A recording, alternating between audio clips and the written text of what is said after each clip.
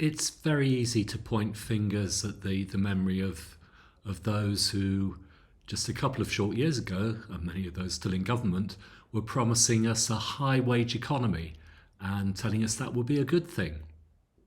So I will point some fingers.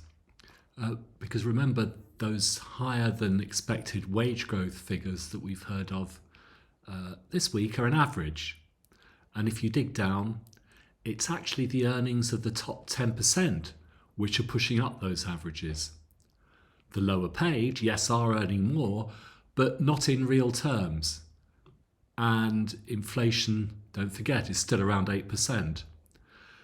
Is there really any point in Chancellor Jeremy Hunt echoing the calls for wage restraint made by the Governor of the Bank of England and asking companies to reduce their profits?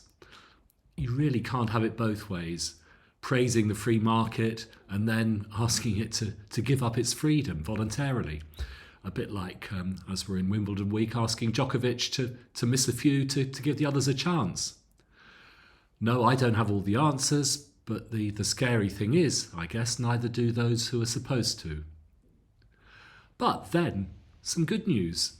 In the Bank of England's Financial Resilience Report, we plucky Brits are getting on with life in the face of rising interest rates and being resilient, with inflation and other economic misery being piled upon us. You can almost hear one of those wartime newsreel presenters.